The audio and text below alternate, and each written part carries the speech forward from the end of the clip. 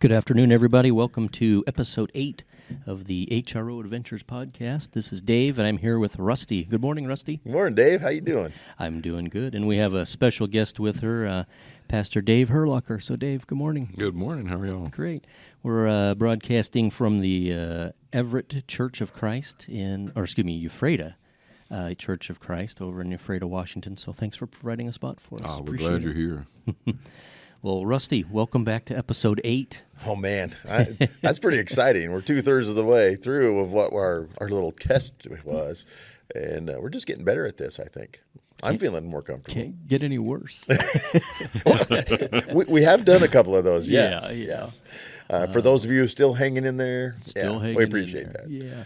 Well, so what's happened since the last podcast on episode 7? You've got a couple items down here. I do. And what's the biggest one? The biggest one is I became a grandfather. Wow. So, yeah, my son and his wife had a baby girl and last week, and that was way cool. Wow. Congratulations. You know, grandfathers and grandmothers get, 7-8 months after the notice that we're going to become that, and so it was funny. Dave's wife, Teresa, had reminded me, and Jackie a couple months ago when I said, yeah, we get to become a grandfather back, in April. And she's going, you're already a grandfather. That's right. But you just don't get to meet her until April. Yeah. I go, yes, that is so true. That's and cool. Once you get to meet them, my goodness, it's hard for me to explain. I don't know how you can explain becoming a grandparent. It's totally different than becoming a parent. Yeah. It's a different level. It is. It's a whole different level of love. Yes, it is. Neat. And what's her name? Her name is Hazel Marie. Oh, so Hazel pretty. Marie. So yeah, that's pretty cool. Kind of throwback name of what I would say was an old time name. But, very classy. Yeah, name. but it seems to be making a comeback. So. Some of those neat names are coming back. They are, so, yeah, absolutely. So, and they wouldn't tell us what the name is. So for about 3 months now, we've been calling it Baby H. Interesting. So as I'm getting my chances to hold her whenever the grandmothers will let me. Good luck. Yeah, exactly. Yeah. I've decided I'm just going to continue with H. Okay. So I like Hazel. I think it's beautiful, but, I got to have my own little twist to things. There you go. So we'll see how long it lasts. So what's your grandpa name? Well, I'm willing to let Hazel pick my grandpa name. And I think the other grandpa is too. Yeah. But grandmothers, they take that a little more seriously. They've had it picked out for a long time. Most definitely. Yeah, so I have realized that all of a sudden your grandparent name is important. Yeah. Just find the remainder of your time here, won't it? Exactly. Granny and Big Mama are the ones that Teresa wanted to avoid. Yeah, exactly. Yeah, exactly. Congratulations. So yeah, that's pretty cool. That is very cool. So very cool. And I got a chance to see Hazel just before we went up to the SCI banquet. Oh, you did? So that was kind of nice to be able to see her and her mom and her dad, and because they're trying to be parents too. So and not manage grandparents. Mm-hmm. So we asked to come and visit, but I'm sure that'll all go away here pretty quick. Yeah. But yeah, I went up to the SCI banquet on Saturday. Okay, how was that? The Inland Empire chapter. They had asked me for a donation last year. We put in kind of at the last minute a donation just to kind of get in with those guys, and they got something for their auction. And this year we actually worked at it a little bit. We put together a pretty nice package for them so that they could put it in their auction. Their auctions now, their live auctions for any of these SCI chapters are all online now. So people were bidding on these items that weren't even at the auction. That's cool. At the banquet. So yeah, that was an interesting thing. So that was interesting. I had people calling me prior to the auction asking me about the item. Oh. What does this mean? How does this work? And so that's when you're donating to an auction or whatever, the people that are there are the ones that are going to see it. Yeah. But to have it go worldwide over the internet and have people from Indiana and Pennsylvania bidding on your trip is kind of like, wow, that's a little bit bigger than what I was expecting, and so that was pretty cool. They also did something at an auction I've never heard of before, never seen before, and they call it a bump. And so they had a rifle that they were, going to raffle off. The only way to get into the rifle auction or the rifle raffle was at the end of every live auction item. If it got $500 or more, you could bump $100. And so at the end of the auction, there's only 35 people that are going to be in the drawing for the rifle. Interesting. Okay, well, it was a really nice rifle. Well, yeah, if you're going to make $3,500, well, but you had to buy an item. If you bought the item, you were the first one. If you want to bump it, and there's only one bump per item. So they buy the item and they bump it and it goes up.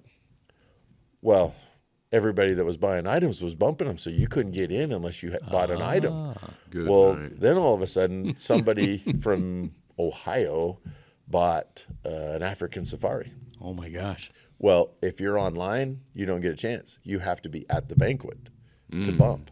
Okay. Okay, so that item, well, some of these other guys that knew how this game was played, all of a sudden he throws up his number and he bumps, and I went, wait a minute, you can get in on this and not buy an item? So it took me about halfway through the auction before I finally got the guy's attention, and so I finally got in on it. Well, then all of a sudden the tables around me go, how'd you do that? Well, then you don't want to tell them because that's just more competition. Yeah. I see how this goes. It became really fun, and it was a great way to raise money, and just kind of an extra item in there. Yeah. So it was kind of fun that way. But met some great people. Melissa Bachman I saw that. was the and she's doing fishing special stuff guest. now, I know. Well, she is going to film a sturgeon trip, and you could have bought it if you'd been there, Dave. You could have bought fish. a chance to go fishing with her and be on TV with Melissa Bachman. That was hilarious. I love those kind of auctions and those kind of things that are playing along. Melissa's son shot his first turkey at 3 years old. Wow. Okay. Well, Melissa's married to a game agent. I think they live in South Dakota or North Dakota. That's what I remember. Yeah, something one like of those, that. yeah. And But she kind of disappeared for a little while too. yeah. So, yeah. And so, but their youngest child, I think she's got 4 or 5, but her youngest child, Jack, at 3 years old, he shot his first turkey. Wow. Okay, and they have it on film, so they show all this. Well, it was just hilarious watching him shoot and do the whole thing with mom and dad in the blind and a cameraman. I've been in a blind with all this, and that's a lot of moving parts, especially with sound equipment and everything else. And so watching all that was just fantastic, hilarious, right? Yeah. Well, then she showed a video that he just made, because now he's 7 or Okay. so this will be his 4th turkey this year. So he shot 3 more turkeys. So he's 6. Wow. Okay. Well, they put up the camera and everything, and then he gave us all a tutorial on how to call turkeys. Wow. A 6-year-old showing you how to use a reed mouth call and call turkeys. And not only did he tell us how to do it, he told us how not to do it. Yeah. And he showed you this is not a turkey. This is a turkey. And it was hilarious. It was the greatest thing. So I'd never seen that at an auction either. So it was kind of fun. pretty cool. But yeah, it was a great time, great fun. They raised a lot of money. So, and it kind of plays into a little bit with Dave being here today. They asked one of the local guys that came to the banquet was a minister there, and so they asked him to give the prayer before the meal. Yeah. And he got up there and he talked about, he goes, SCI, Safari Club International, I've always believed the C stood for conservation. All this money goes for conservation and everything else. And he goes, and that plays right into my job. And he read right out of Genesis there, first couple chapters of Genesis where it talks about, man's role in creation. Yeah. And it was just, it was fantastic, That's great. to have that as part of the auction, especially for me, I'm a man of faith and too. And so it was just special to see that put into there. So that was pretty cool. Very cool. And can you hit on real quick for people listening what SCI does in a kind of a nutshell? I'm sure they've seen the logo. I don't know if anybody knows what they do. Wow. Catch me off guard there, Dave. Yeah. Safari Club International is the largest hunting group that has a voice in helping with conservation all around the world, not just in the United States, but all around the world. And right now, Safari Club International is the loudest, also the best funded, and the largest organization that is fighting for our hunting rights, fighting for conservation of game animals, and good conservation. When I say good conservation, that also includes the management of these animals. Yeah. Which sometimes management gets lost in the politics of things. Yeah. And they have realized Safari Club's really, really good at fighting through the politics, participating in that, knowing that they have a lot of say in what happens. But let's keep it about the animal. Let's keep it about the conservation, about the management. And they've done a very, very good job about that. For me, that's a wonderful thing for me to be part of that. I believe in what their message is and what they're going. And, in hunting right now, they were talking about how the percentage of people in the United States, they took it as the whole of the United States, not just Washington or Idaho, but the whole of the United States from 40 years ago, when I was in high school and all of those, how many people were buying fishing and hunting license. And then now, 2 years ago when the last numbers came out, how many people are buying fishing and hunting license? And the number's going down. Our population is increasing, but our population that is actually out buying fishing licenses and hunting licenses is going down, the percentage-wise. And so how do we do that? And their big message for this year and probably years to come, but they're really pushing this year is, take a kid fishing, take a kid hunting, get them outdoors. And even if you're not, going out to harvest an animal, take them out to take pictures, take them out there to go see what's going on, get them involved in nature so that they can see that. That's a great message. That is a fantastic message. So. Yep, and there's a lot of other pillars in that message, right? There's a there's a faith-based, there's conservation, there's family orientation, right? There's a lot of things that we've gotten away from. Yep. Oh, yeah. Yep. And the biggest thing, there's two, right? It's busy and it's expense. Yeah. Like I just saw one of the proposals last night is to double the price of a Discover Pass, right? Right. To go park somewhere to recreate or put the boat in or whatever. And it's they want it to go to $65, and it's $65, but you add your tags and your licenses and the gas and it does add up, and it can certainly price somebody out. And so then you'll start looking at how many holsters you have to buy till you find the right one. Right. And just go into a bow shop and can't get out of there for under $200. And so there's a lot of things fighting against it. Then you add some cultural and some, I wouldn't call them anti-hunters, but there's always going to be sort of the anti, but it's more of the don't even understand it. That's how important that is, right? Right. So where I live, a little more Microsoft-centric business. Everybody works 24 hours a day, right? Their phone goes off, they're expected to answer. Wow. You don't find people taking time to go put the boat in or anything. They just gotten away from those skills. So I look at it as, I enjoy the outdoors. I really do enjoy the animals and all that. I also enjoy cooking for people and, say, for example, salmon or halibut, things my neighbors maybe wouldn't go get. Right. Have them over.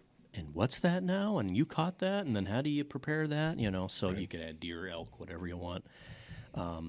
Showing, again, that community of food, right? The breaking bread and that kind of stuff together does something. Right. And in my neighborhood, I've got Russian and Ukrainian. It's interesting to eat and listen to them talk. And it's like, wow, this is eye-opening.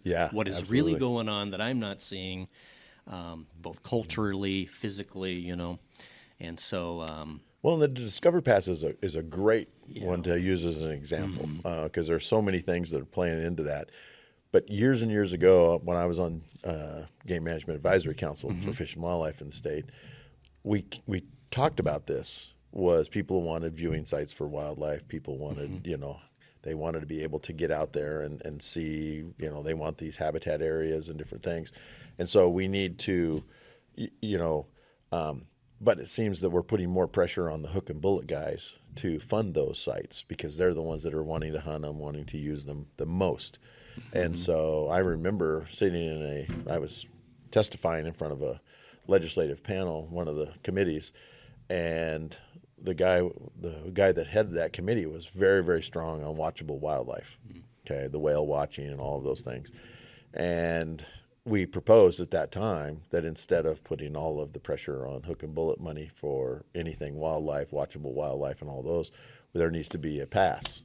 Well, that got worked into the Discover Pass.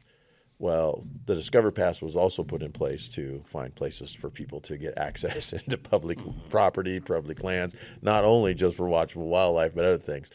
So now all of a sudden, everybody wants money out of the Discover Pass, and yet it's not really doing what we proposed to do with it in the beginning.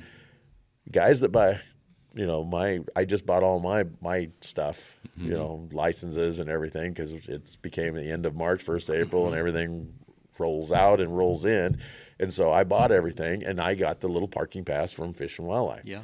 Okay. Well. That's because they know I'm going to go out and I'm going to hunt and I'm going to fish and I'm going to need access and all these other things. And then they make me go buy a Discover Pass. Yeah. And, well, wait a minute, why is my price going up on if I have a fishing license, why is my Discover Pass going up in prices? Because I paid for it over here also. And so why is that not part of my? Yeah, there are places where I got to put both on the dash because it's very ambiguous as to which one is required, right? Yeah. So, and then the biggest thing is I've got 4 cars. My daughter wants to go on a hike, so I put the license there, and I got the license on my truck. Now I can't use that for my other 2 vehicles. You can't just buy one for your family and then just swap it, right? Right. And it can't be the same number. Yeah, it was like, can I just use this in every vehicle or? Well, they tried to fix it after the first year, when it was, one per. They gave us 2 vehicles. Well, but if my wife and I both take both vehicles, that's the issue. That seems to happen a lot. We take 2 vehicles to everything, it seems like. How do you get all the equipment? How do we?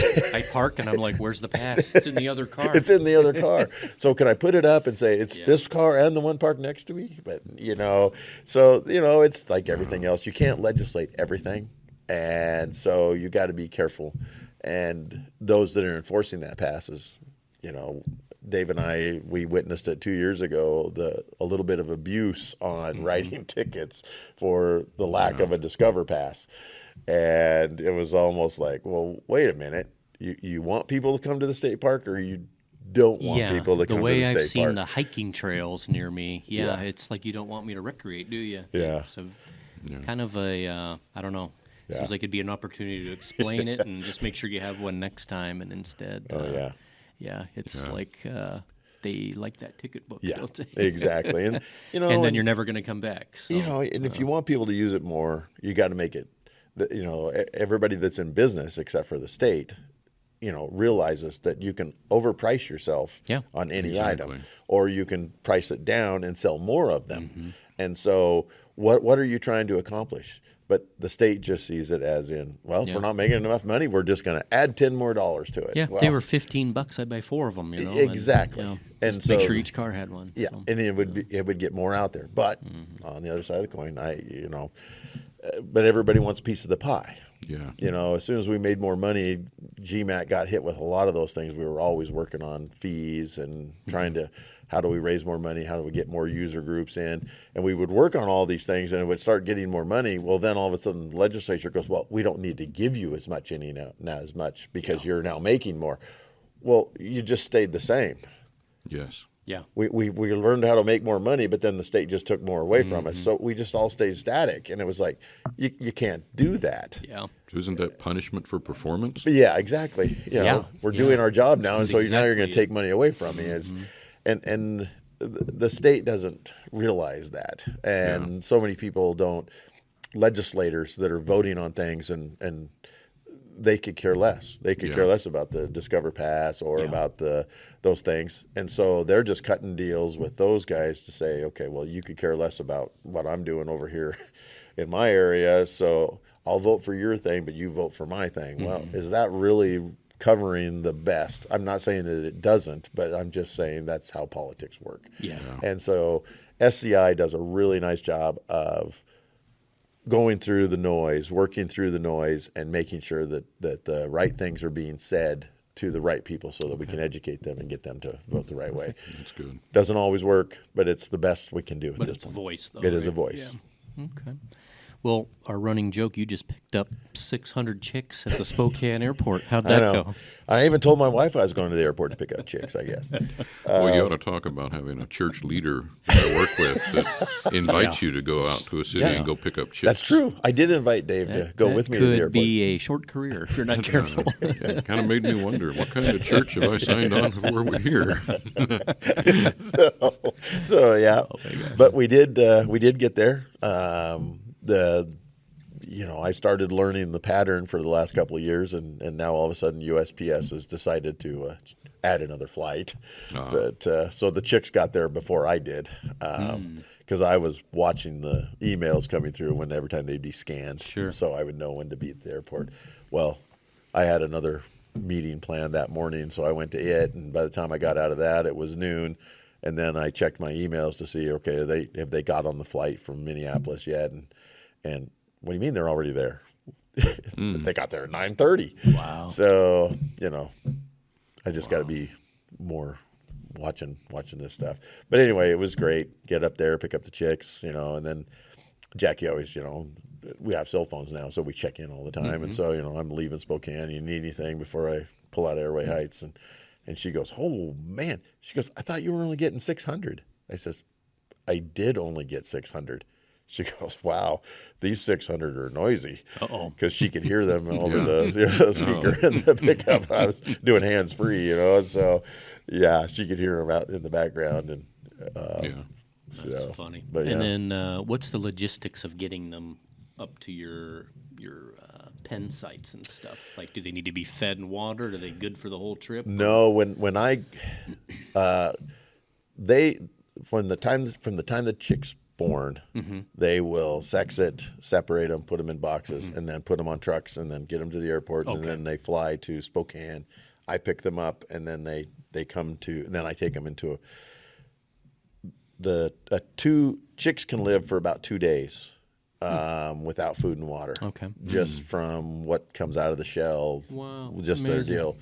But by that time, you better have everything in place for them to eat and drink after 2 days.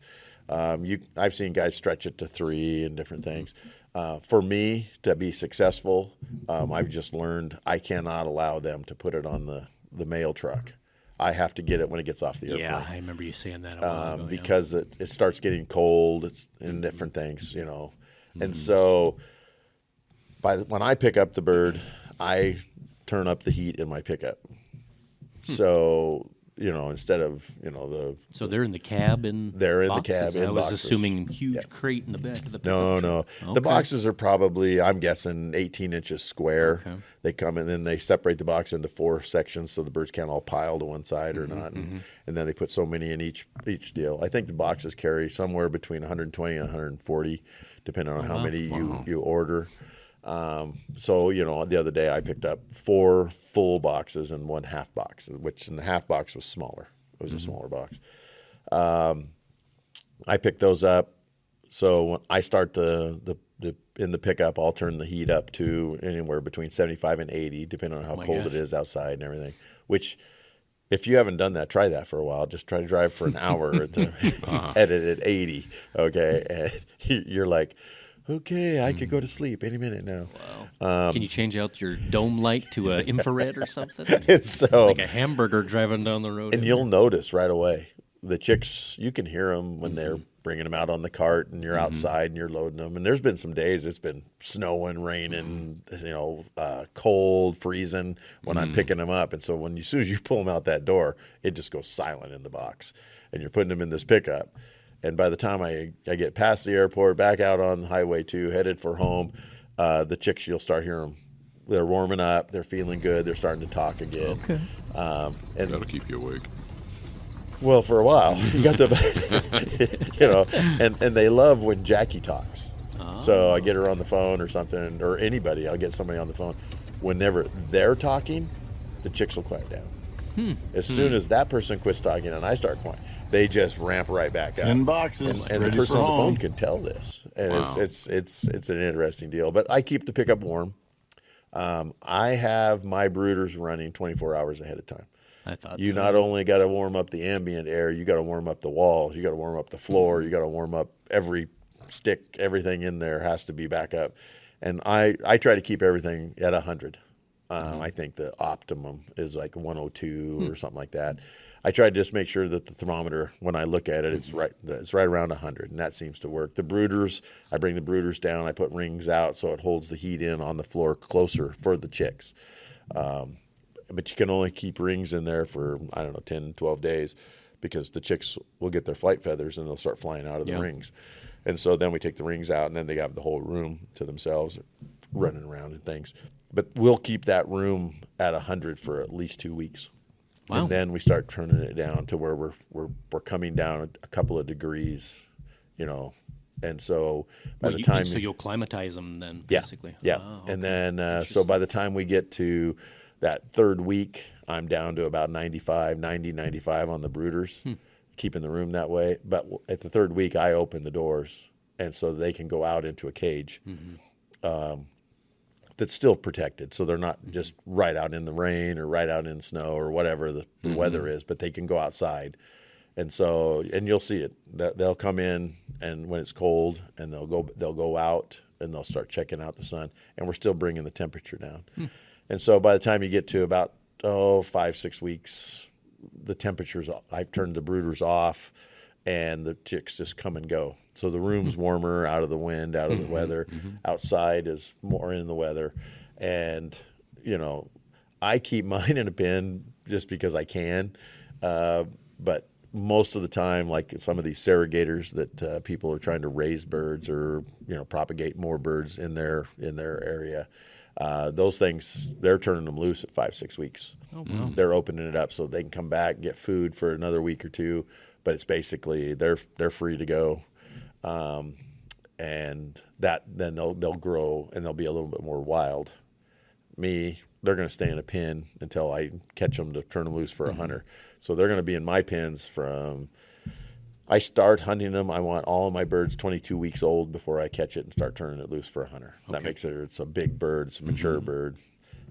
Some of the guys are turning them loose. I've heard guys as early as 18 weeks. I don't think the roosters don't have their full color by They then. don't have their color probably. And they're a little smaller. Just that last 4 weeks, you'll see a huge difference in the color or the ring of their neck or whatever. Wow. So I'm turning them loose about that time. So it's kind of a process, but and most of the birds, I'll get another set of chicks here in 2 weeks, and then another set in 2 weeks. So and 2 week offset then. and I just kind of have an offset because I don't need to feed all the birds, because my season goes from the last week in September all the way through April. Well, if to have a bird 22 weeks old in March, I don't need to buy it now. Yeah. I need, yeah. so I don't need to feed it for that extra 2-3 months. Yeah. So I'll buy chicks all the way up until July. The last chicks I'll take are in July, and that usually gets all my birds. They're going to be 22 weeks old by Christmas. Very cool. So anything after that is now going to be 24, 48, or 28, 32. Okay. So And then since you have a preserve, it's year round. I have one preserve that is licensed year round. For the first 2 years, I tried to keep a couple hundred there for guys in the summer, and I'd sold like 20. So I don't try to keep them. Yeah. I have the shooting preserve if somebody wanted to come out and train some dogs or but there's rules in the state of Washington that they can do that. They don't need the shooting preserve. Yeah. So I don't keep anything. It's more, especially since bird flu has made disease and those kind of things really prevalent for us bird growers. So even before that, I was a little bit, biosecurity was a little careful, who came in and went out of the pens. Now it's no. If you raise birds at home or you raise birds, do what I do somewhere else, no, you don't come on my place. I don't go on your place. We don't need to be swapping that kind of stuff and staying away. Well, let's step out for a quick commercial, and Sure. then Sounds good. we'll come back and introduce Pastor Dave. All right. The Snoqualmie Inn by Hotel America is the perfect location to stay at when visiting the Snoqualmie Valley. With 99 guest rooms, the inn can accommodate travel sports teams and seminars in addition to Valley visitors. Enjoy the breakfast buffet, fitness center, and indoor pool before starting your activities. Coaches and parents alike will enjoy the spacious meeting rooms and lounging areas with food and coffee retailers, all within steps of the front door. Use promo code SNOWPOD for 12% off. Teams contact Lori Hay for reservations and discounts. Make the Snoqualmie Inn part of your stay. And don't forget to use the promo code SNOWPOD, that's SNOPOD in all caps. All right, welcome back to the HRO Adventure Podcast. Rusty, why don't you introduce our special guest, Pastor Dave? Absolutely. Well, first of all, Dave, thanks for coming in here today. I really appreciate you taking the invitation and coming up. You were on the list of special guest. You can take special however you want. Well, I rode a bus that was special when I was a kid, so, Okay. So, yeah, and Well, I appreciate being here. Thank you. and Dave came to us. I'm going to let him introduce himself, tell him about his background and everything else. But Dave and I actually work together here at the church. So I've known Dave since he's moved up here. I had some say in him moving up here. I was one of the voices that had to say yes or got to say yes in this case. And I appreciate it. And in the interview process with Dave, I'll tell a quick story here before he gets going. In the interview process, of course, you always get references. And one of the references Dave gave, I called the fella and I'm sitting there talking to him and everything else. And of course, all things with me, every conversation ends with hunting somehow. And so next thing you know, I'm trying to go, oh, you got property in Kansas? I'd love to come back there and hunt whitetails. Well, you just come back anytime, Rusty. We'll just take you on. And he goes, well, do you do a lot of hunting in Washington? I said, well, yeah, I do a lot of hunting in Washington. And so I'm telling him, and then pretty soon it was Hidden Ranch Outfitters and everything else. And he goes, does Dave know you have an outfitter business? I said, Dave doesn't know that yet, but I have a feeling he's going to know pretty quick. He goes, as soon as I get off the phone.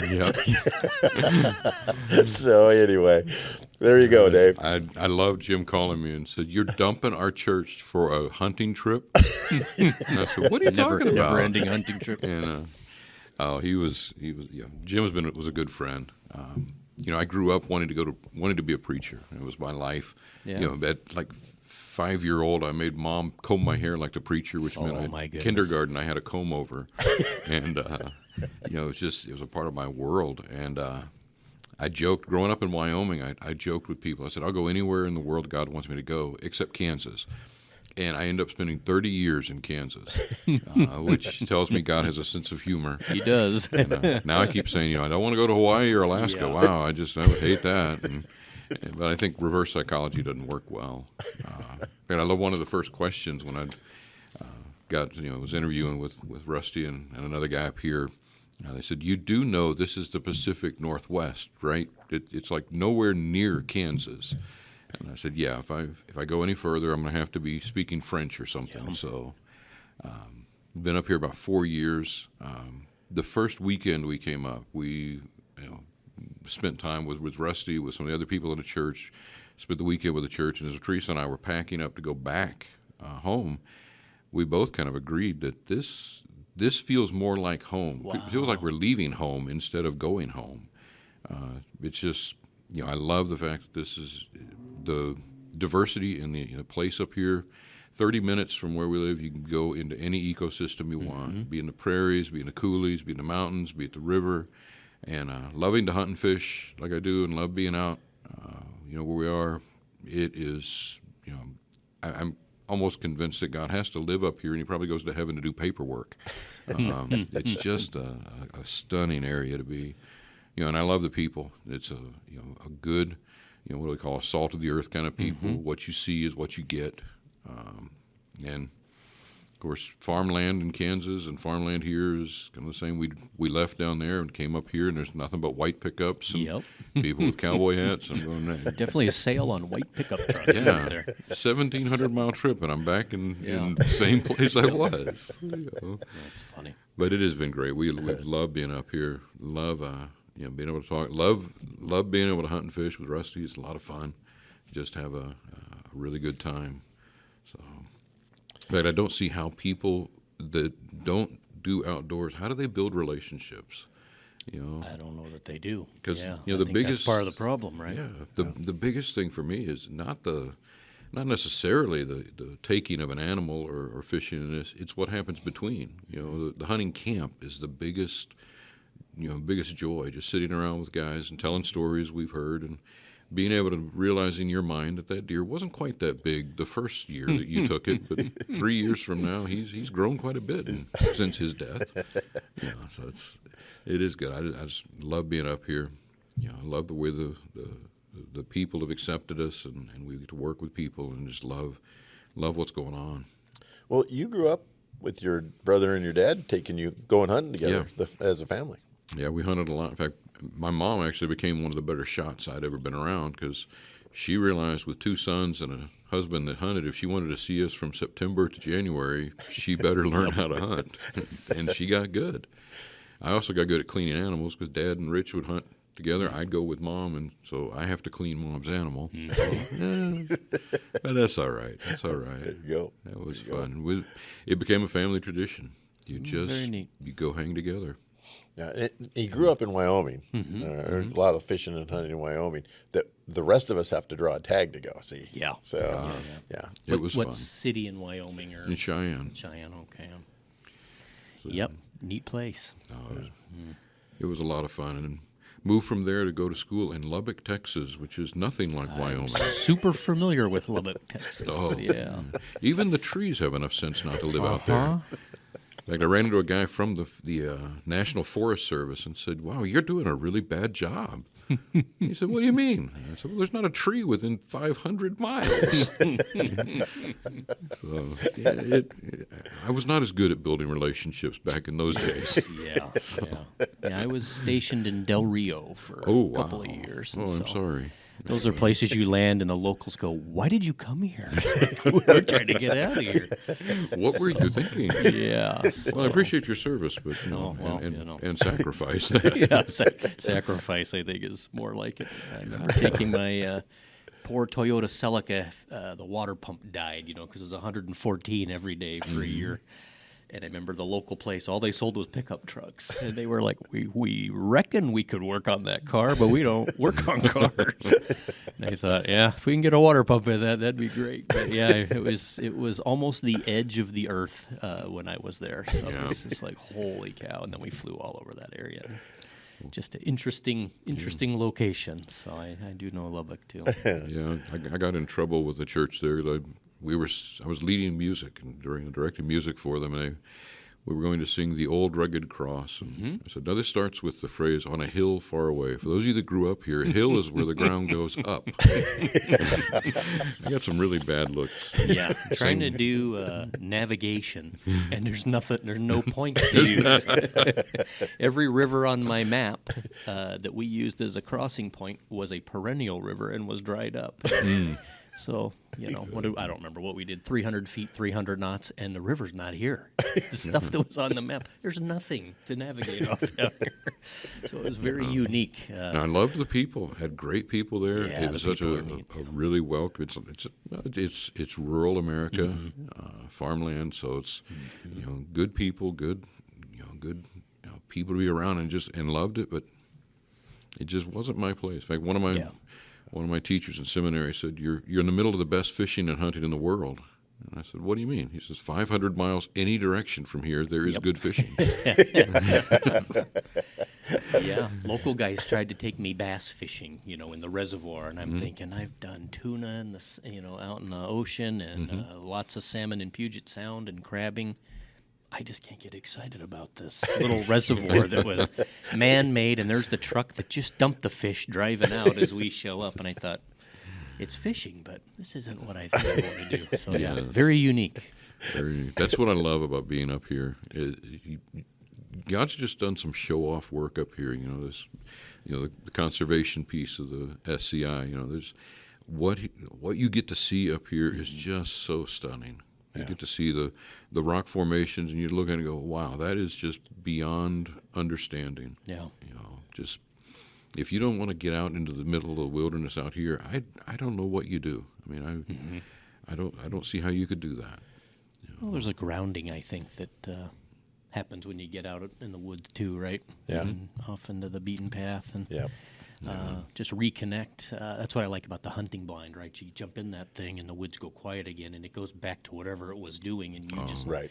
you get to be an observer, right? Versus a tree absolutely. stand or walking around. And people that I've taken have commented on that. You pop up the blind, and I mean, the birds are going crazy, squirrels are going crazy, right? About 5 minutes, the woods go back to whatever the woods were doing, Yeah, and it's kind of neat to absolutely. just be a bystander, That is just my peek. favorite So part of it. That's one of my favorites. Yeah. Yeah. Well, Dave, when he first got here, it was right at the beginning of the summer, and so I was in the middle of all my scouting. So, Dave and I would talk on the phone as he was getting to know everybody and getting to know things, and we'd be talking on the phone and everything. And he goes, "Well, where are you at?" And I said, "Well, I'm just sitting in my pickup out watching deer." Well, why are we talking on the phone? So Dave goes, "Tell me what time you're going out tomorrow. I'll just come up, get in the pickup, and we can talk face to face while we're out looking at deer." And it's like, sounds good to me. What a great idea. Windshield time. So we did a lot of windshield time, and a lot of times, and we had some good times. And those are the good talks. Those are the ones that you say whatever's on your mind. Nobody else is listening. It's where you got. So that's all of a sudden, I guess the pickup turns into a confessional because this is the two of you stuck in there. That's true. So What happens in the pickup stays in the There you pickup. go. Exactly. Campfire has an effect too, doesn't it? Yes, it does. Campfire. And that's the relationship part of hunting, the camaraderie and all of that, the family part. Families that hunt together. It used to be this T-shirt was family that hunts together, stays together kind of deal, and those are the best friends, best buddies. Last podcast we had cousin Rick on, and that's how Rick and I spent our young adulthood. Let's put it that way. Yeah. Some people said we were still in adolescence because they knew how we acted, but Well, you're never too old to have a happy childhood. There you go. That's my brother's big statement. In fact, we went out with Rusty for what may well be the last time me and my brother and my dad were able to hunt together. Yeah. Dad's health is getting to where he's not able to get around as much, and Rusty graciously invited us out and got to go spend the day and watch me take an expert shot Wow. at this this deer. It was a very rare thing. I don't know if you can actually break all four legs of a deer in 2 shots, but it's possible. Wow. And get the animal on the ground. So not my best shooting, but well, it was the audience and the pressure. It is. We're going to bit of blame it pressure. all on A little bit of pressure. blame it on your brother. That's what brothers are for. There you go. That was his fault. He moved the pickup. Move the pickup. There you go. So, but being able to have your brother and your dad with you, those are special times. I don't take it for granted anymore. Yeah. The time I get with my dad and with my brothers, it doesn't happen as much as it used to, and so you start realizing just how short those times are, and being able to do that. And I remember when we were trying to set that deer up to take some pictures. Yeah. Your brother was like, "You're going to take pictures of Dave?" Yeah, yeah. We take pictures of all the deer that the guys shoot and everything else. And I says, and by the way, Rich, you get to be in the picture. Why would I want to be in the picture with Dave? And so, I found out that his brother has a very dry sense of humor. Yeah. And sometimes I I already picked up on that. Are we joking or are we serious? True. And he is quick-witted. Very much. I had trouble keeping up sometimes. It was so good, but we had That was just fun. Actually, I don't know if we can blame it on anybody or whatever, but that's probably the longest hunt That's true. that you and I have ever been on. Well, when we went elk hunting, that was a 2-day adventure, Yeah, well, that was fun. but it was fun. But Yeah. yeah, as far as harvesting something, that was the longest hunt we ever That went was. on. Wow. The rest of them, Dave comes along and we try to plan, not to see anything at first so we can call it hunting and not harvesting, Yeah. killing. But we stumble into something every time. So, yeah. That's what's fun. Somebody knows the area. When I first Yeah. moved up here, and we're driving out. Teresa and I rented a car in Spokane, and we are driving up to Rusty's place. We're going to stay with him for the first night, and Teresa says, he hunts deer out here? All this sagebrush? Where are the deer? And we're like, good grief, they're like, they got to keep them in a box somewhere or something. I don't know. And then I think the next morning we went out and we started seeing the deer all over and go, wow, they are out here. I was used to, the whitetails and out in, Kansas, Missouri, lots of cover, lots of deep timber they're in. Out here, what are they going to be in? But they can disappear like nobody's business. They vanish. I'm standing there looking, going, it took 2 steps, it's gone. It's, they're magic. They're magic. Impressive. Yep. Yeah. Yeah, we've had some good times. I know Teresa went with us a couple times. Just, you guys saw how many deer? No, you didn't see that. Of course, So, then she gets to arguing with you over how many points are on that deer. Like, no, it's just 6. It's 4. That's 5. So, well, and then the first deer that Dave actually harvested when he was here, I think we'd hunted all of maybe 20 minutes. yeah. And I realized Dave needs to hunt more than that. And so from now on, we take at least a couple hours now before I take him where I know there are no deer. And we hunt Hunt a little while. we hunt him a little while before, because Dave wants the most out of it. So, Yeah. So I think everybody does, right? on his first one, it was like, okay, I'm going to shoot it, and then it's going to run off, and we're going to go look for it for about 3 hours. Yeah. And then when we find it again, I'll shoot it again, and then we can clean it and take it home. There you Yeah. go. So, yeah. And That was the gun. well, that's what we told the other guy that was with us. Yeah. Yeah. That's And we when we shot that deer the first time, we went over, and Dave was like, "It's not laying here." Nope, it's not. So where did it go? I don't know. That is one of the fun things about Yeah. missing. But we've never left a deer. Nope. We found Nope, everything we we've gone found after. everything. Everything Yeah. it got injured got. And that's a part of being a responsible hunter. You don't just shoot and Taking those ethical shots, right? you take the shot that you can hit, and if you do miss it, you go find it. If there's blood, you chase it. You make sure. And Well, the last one you shot, that one was, we tried to shoot him, and he kind of got, it had to be quick, and he kind of got out on us. And so then we kind of moved around to where we thought he was going, and then we saw him where he was headed, and then he kind of got out of our sight, and he was still on his feet, so we had to move around. It was kind of a hunting chess game with him. Yeah. He knew we were watching him, and he knew we were there. He was watching us the whole time. And then he disappeared in a spot where he can't disappear. Okay, there's no wormhole here for him to step into and leave. He's here somewhere, and I spotted him. All I could see was his face. I couldn't see horns or anything. I could just see his face. So I knew, and Dave couldn't see him. And I said, "You're just going to have to trust me on this one, because I don't know how to explain it any better. That 100 acres of sagebrush down there, see he's the right twig? there." Yeah. Yeah. And so we moved down, and that deer watched us drive all the way down there. He watched us get out of the truck. He parked the truck. He watched us. We didn't get out of his sight until we left the truck, and we had to walk a couple hundred yards. He was within shooting distance of the truck, but he was laying down. He thought he was hid, and Dave still hadn't seen him. And we got around on him, and we were, I want to say, 20 yards, and we couldn't see him.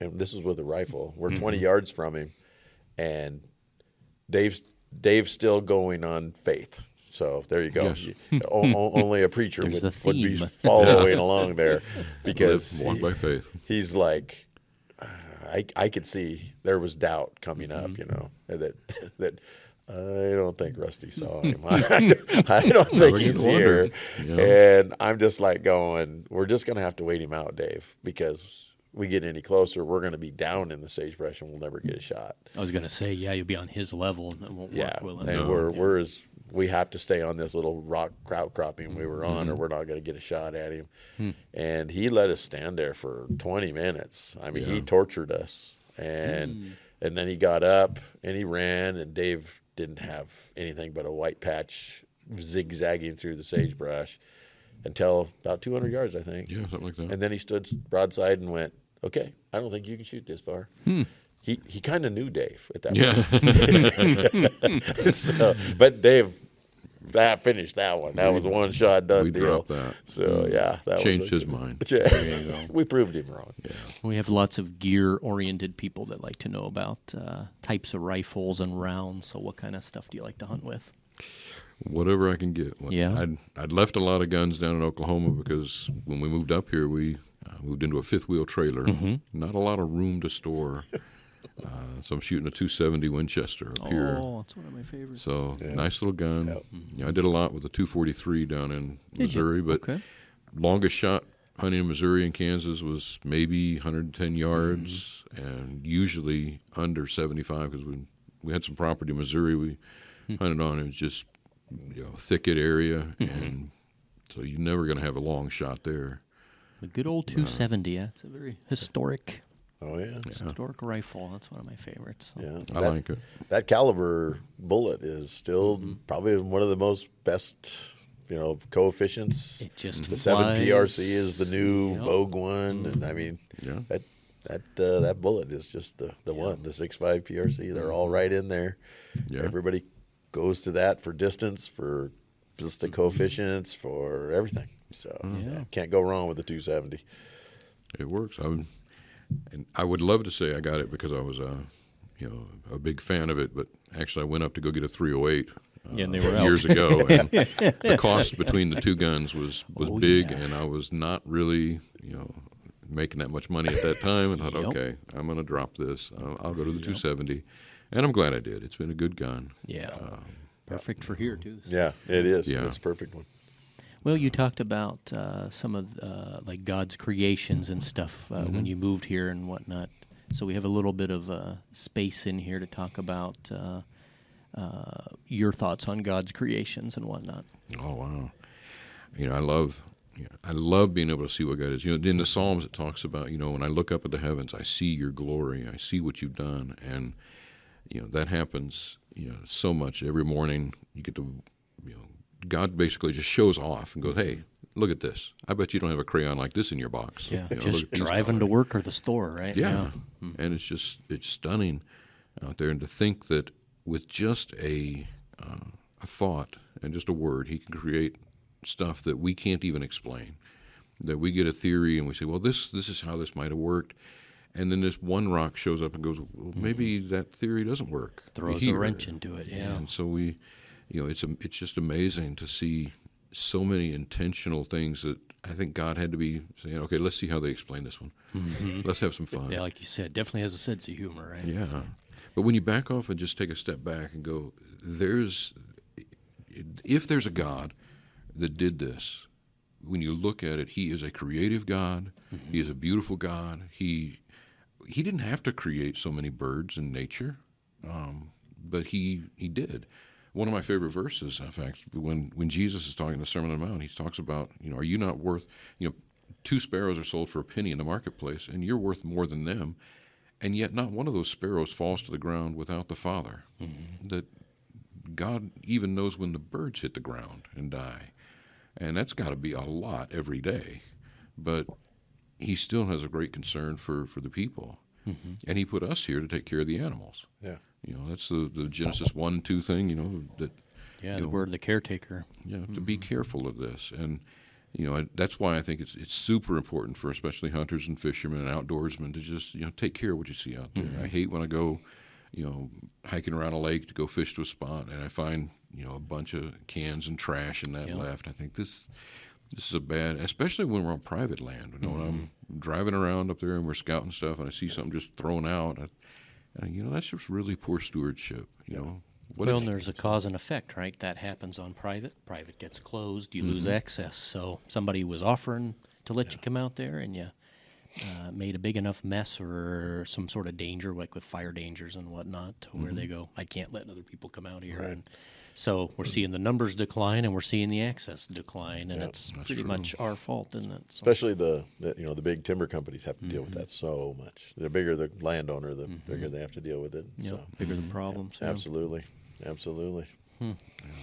Well, thanks for that. That's I'm in a very unique and blessed profession where I get to see, we call it the God's eye view, 40, 50,000 feet sometimes, and get to see, the San Andreas Fault, all the mountain ranges. I mean, I get to see them, I think, in a perspective most people never see them at, right? And it's Right.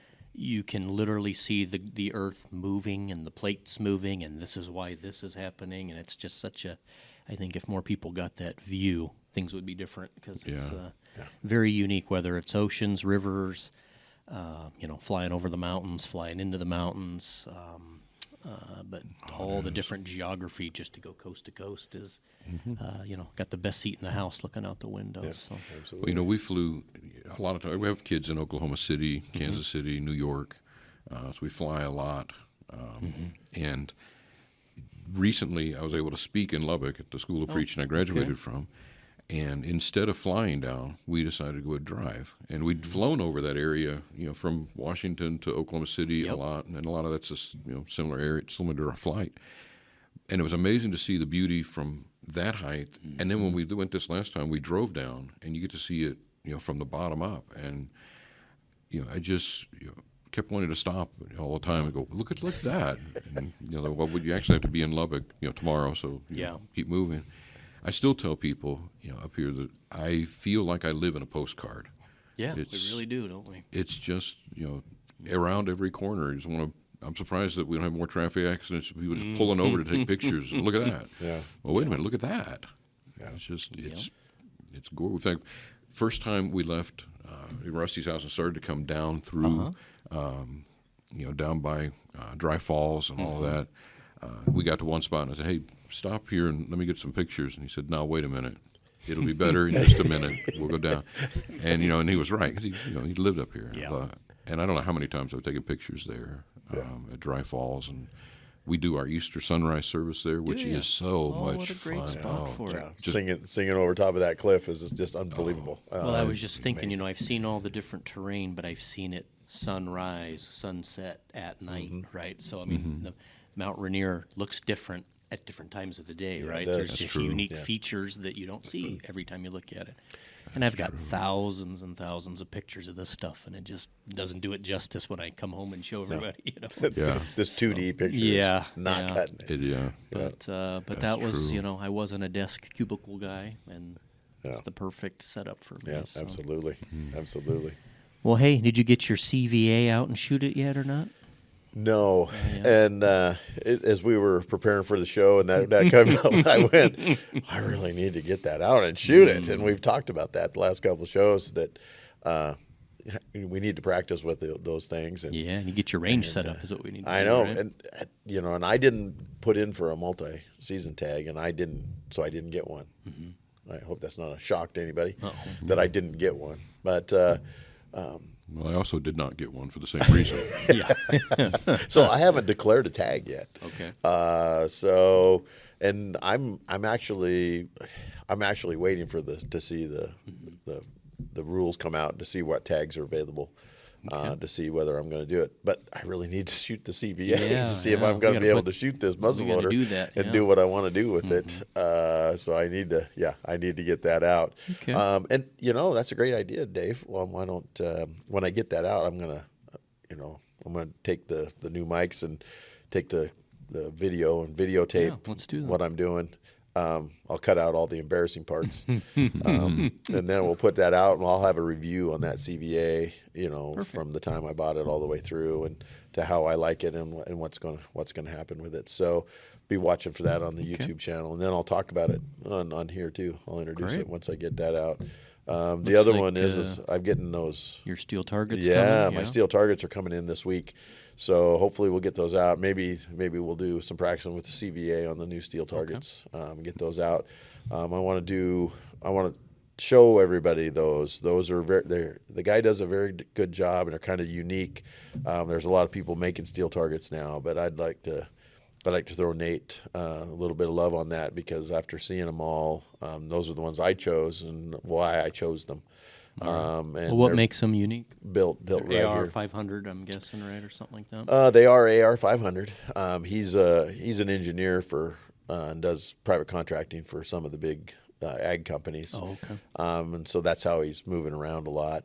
But he's a hunting and fishing crazy guy, and his whole family's that way. He lives down in Central Oregon, but being an engineer, everything's precise. Over engineered. Well, yeah, for a guy like me that just cuts it out and takes it out there and shoots at it, And I was watching a YouTube last night, and the guy was just hanging 8-inch gongs on a T-post on a chain. He didn't make it out and all this other stuff. It was just a T-post in the ground with this thing hanging on it. He's hitting the T-post every time he shoots. I And see. so it's kind of Okay. like, it would flip around, and I'm going, well, if you put 2 chains and 2 T-posts. But anyway, but that's redneck for you. Yeah. But Nate does a really good job, Boulder Creek Manufacturing. And so I'm going to take some pictures of it. He cuts out, one of the things that he does differently is he cuts out the vital area. That is and cool. then he puts a swinging on with a pretty good size spring. It makes it a swinging plate. So if you shoot into the vitals, you hit that plate, and that plate will swing and come back. So Okay, you gotcha. get that visual on it as well, that you will be able to see it. And then he paints it orange, and so it's a good target for you to pick out while you're looking at it. Train your eye for Yeah, sure. train your eye. So you're getting and he makes he can make these as much as life size as possible. Yeah. It's quite a deal. And then the second target, I think I mentioned on the podcast before, is it's an MOA target. It's square. He's made it to a certain MOA so that when you look at it at long distances, it will show you in your scope how many MOAs the that is. perspective is still the same. Right.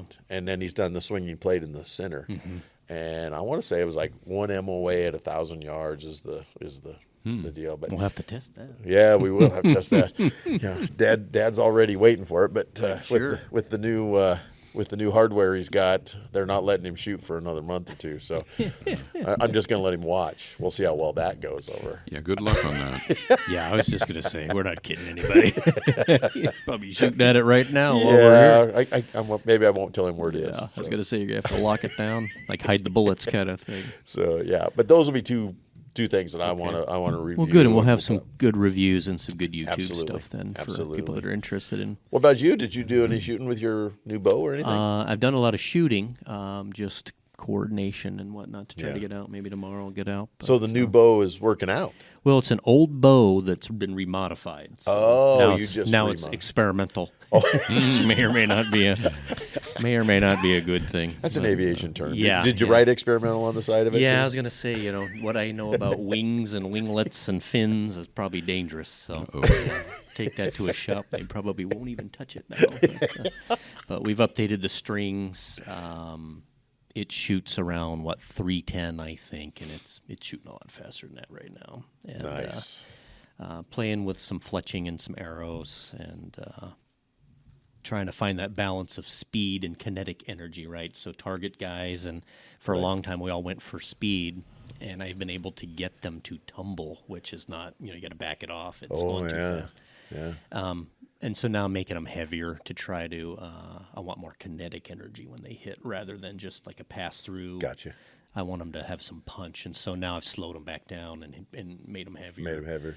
And now they, it's a thwack when they hit the target, right? So, Right. so yeah, so we're pretty well dialed in on those for turkey, and we'll go out probably in the next few days and Okay. start chasing some. But with my unique schedule, when I'm home, everybody else is working. So it's might be a solo trip. I don't know, but we'll see. And I've got kids wrapping up school stuff and all that, as we get close to the end. So trying to be at everything that they're doing to try to see as many things as they can because I miss so many, right? Absolutely. With traveling. So. Right. So, yeah. But take a little break? But, yeah, let's take a break. We'll run another commercial. Absolutely. And we'll come back Then and we'll we'll wrap finish it up this. with your calendar. How's All that right. sound? Sounds good. All right. Sounds good. The Snoqualmie Inn by Hotel America is the perfect location to stay at when visiting the Snoqualmie Valley. With 99 guest rooms, the inn can accommodate travel sports teams and seminars in addition to Valley visitors. Enjoy the breakfast buffet, fitness center, and indoor pool before starting your activities. Coaches and parents alike will enjoy the spacious meeting rooms and lounging areas with food and coffee retailers, all within steps of the front door. Use promo code SNOWPOD for 12% off. Teams contact Lori Hay for reservations and discounts. Make the Snoqualmie Inn part of your stay. And don't forget to use the promo code SNOWPOD, that's SNOPOD in all caps. All right. Well, welcome back to the HRO Adventures podcast. Rusty, it's time to go through your calendar as we get ready to wrap up our show. Oh, nice. Nice. Well, my calendar, I've already kind of started into it. Spring has sprung. Grass is growing. Weeds are growing. So we're mowing lawns. We're trying up at the cabins. And then, of course, the life of an outfitter is never buy a new sprinkler for the cabins before you buy a new sprinkler for your wife for the house. So Wise advice. yeah, the first couple of years I learned that all the hard way. I was buying new hoses, new sprinklers, and then she's going, "Why is there nicer stuff up here at the cabins than there are at my house?" So then I realized, buy all new for Jackie, move her old stuff up to the cabins. There you go. He can be taught. I wish I would learn faster, though. Oh, don't I? Don't we all? Our wives really wish we could. Yeah, I think so. Well, now we know what they pray for. Yeah, Yes, exactly. Yeah, so, but yeah, so I've been mowing lawns, and I've got to get the sprayer up and moving, and get some of the weeds killed before they get too much bigger, and we'll take care of that. Of course, the chicks. The first set of chicks are in. We're getting things ready in the breeder house for the next set that's coming here in a couple weeks. And then we got to go in there and rototill all the pins up because they just get nasty when you have 1,000 birds in them for a couple of months. It's you need to turn everything, let it compost in the ground. And you got to grow something. You got to plant something in there that's going to grow just to keep that organic matter going. I didn't know that. And that's back to your biosecurity. Trying to keep things as clean as possible. So you clean the pins out, you water the pins, get stuff growing, letting it do nature's thing. Nature will take care of itself if we will just help it along. So that's an old farmer saying, I think, or at least what my grandpa taught me. So try to keep that going. And those pins I can't move. So I've got to take care of them where they sit and how they sit. So, and then a lot of pin maintenance. The gates that got hit, ran over, dropped a box in, whatever, and I've just patched it up with a couple pieces, a couple zip ties and some tape, that I've had to patch 4 times in the last 6 months. So just, now it's time to go in there and fix it all and everything else. The cables that I suspend all my nets, so all my cables need to be stretched this Yeah, year. because you do have a raptor issue that way. I don't you? I do. So we'll protect them from above here. I got a neighbor that's got a bucket truck, so he can get us up 20 feet, and we can tighten up cables and get our nets back up to a certain level. Okay. So, a guy with a cowboy hat really needs the net. That is one good thing. God told me I was only going to be 5'8", so the net doesn't have to be quite as high for me to walk through. So, back when I was in high school, I prayed for, can I just have 6 more inches? But yeah, he said no. So, but anyway, so I'll be doing a lot of that pin maintenance and just be working through that. I've been out actually shed hunting here a little I bit. was just going to say, we got some shed hunting to report, huh? Well, and I get to cheat in a way. My nephew does all of our sprayer driving, and we do everything with the ground rig. so he drives over all the fields, so he can tell me where he's seen things and everything. Okay. He's picked up some nice sheds over the years. The other thing is he's also ran over a shed or two that popped a tire. I'm sure. Which that didn't make my brother very happy. Uh-huh. He hates buying tires, and so.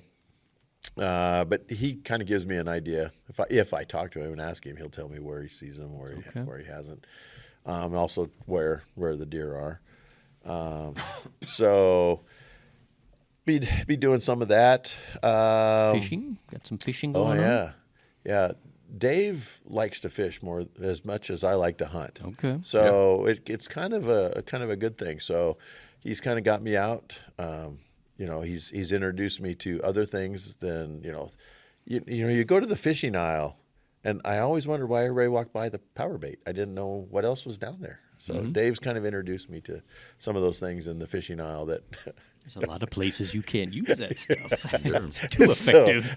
Yeah. I'm like, Find them in the truck honking the horn waiting on you. Yeah. So that's been kind of fun. And like I said in the last podcast, Dave was the one that was out with me on the boat when we took the boat out. Okay.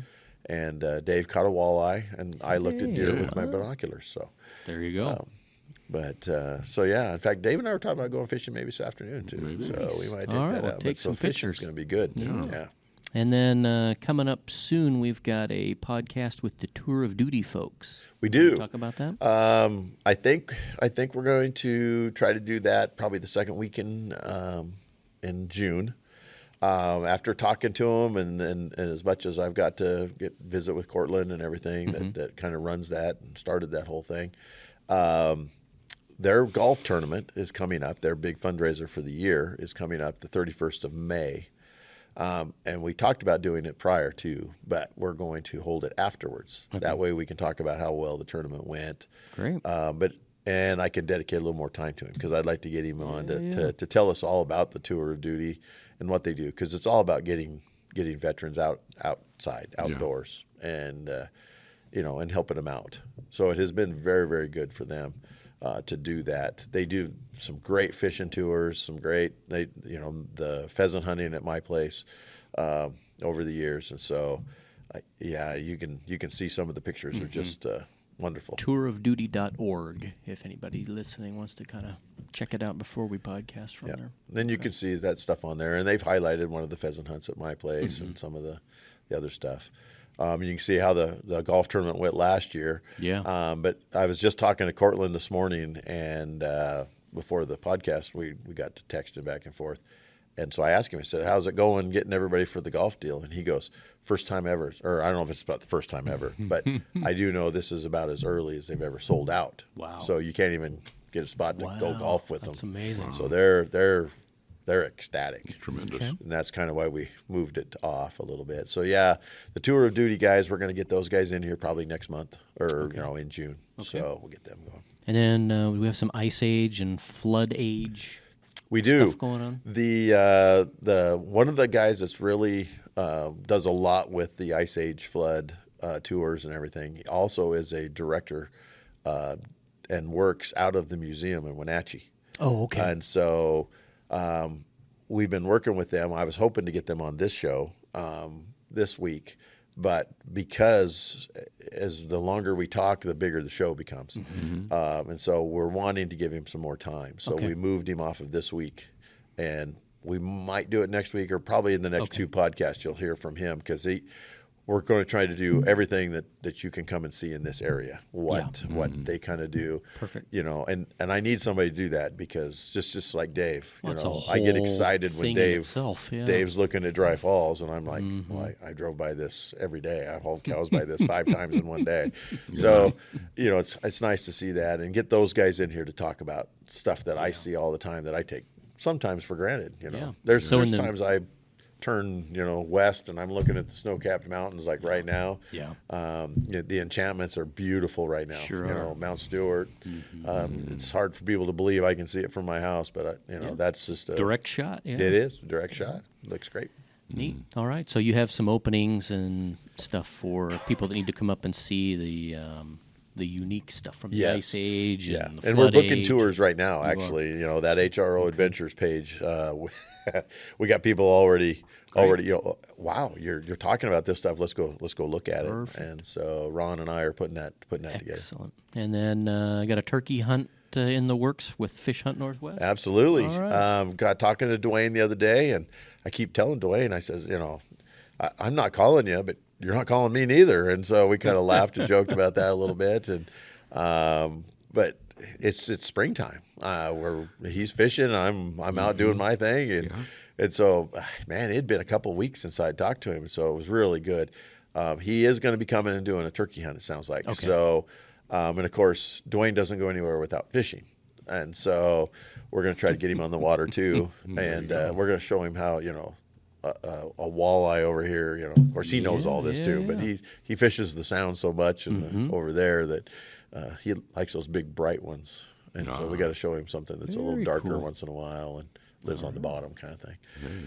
Excellent. Sounds fun. So yeah, and I can't wait. I can't wait to get to hear about his turkey hunt, and because they like to come over and hunt with Eric, and Habitat Eric. And Habitat Eric. Yeah. I don't know. I teased Eric about the other day. He called me up. They had Fish and Wildlife was out doing lek, checking on leks, checking on old leks. We had that monster fire that came through a couple years ago and burned, I don't know, 3 dozen leks that just around our area here in Central Washington. And so where did the birds go? Or are they coming back to those leks? Or are they moving to other ones? And so now they're even looking at ones that they know that the birds had used 20, 40 years ago. Are we going back to those now, or interesting. how's it working? And so anyway, Eric and I were talking because they're having to get permission from landowners to get on some of this land to go look at these things. And so Eric and I were talking, and we, just like always, Eric and I get to we cover the business. Yes, you can have access, and here's how we would like you to do it, and how you want to do it, and we work it all out. And then we talk for another hour on, hey, what have you been seeing? How's the fishing going? You seen any turkeys? I see your son shot 2 turkeys already, and I saw, in fact, I just saw last night on Facebook that I think one of Eric's friends got the Slam already, the Washington Slam this year. So, Yep, sure did. he's got that turkey fever. Yeah. I'm pretty sure if we opened the button, Yeah, it's the bird flu, basically. Yeah, it's the bird flu. That's exactly right. But if we unbuttoned his shirt, there'd be a little, There'd be a beard in there'd there. be a beard right Ugh. there. Yeah. Thanks for putting that image in there. All right. Well, guys, we're approaching the end of our time here, and just want to thank Dave for being on the podcast and also providing a spot for us. Really appreciate it. You're welcome anytime. And Rusty, it's great to see you again. Yeah, really good to see you, Dave. We talk all the time. Yeah. But it's good to see you. Yeah. We got to put these computers away and get outside. That's what we Absolutely. gotta do, so. Absolutely. All right. Well, that concludes episode number 8. We'll see everybody again on the Hidden Ranch Outfitters page and the HRO Adventures page. You want to give them the address? Yep, HROadventures.com and HiddenRanchOutfitters.com are the 2 web pages to go to. You can see about Jackie and I and what we're offering, and come over and see us. Yeah. Look up Rusty for all these different adventures. Other than that, take care. Be safe. We'll talk to you on the next one. All right. All right. Thanks, Dave. Bye, guys.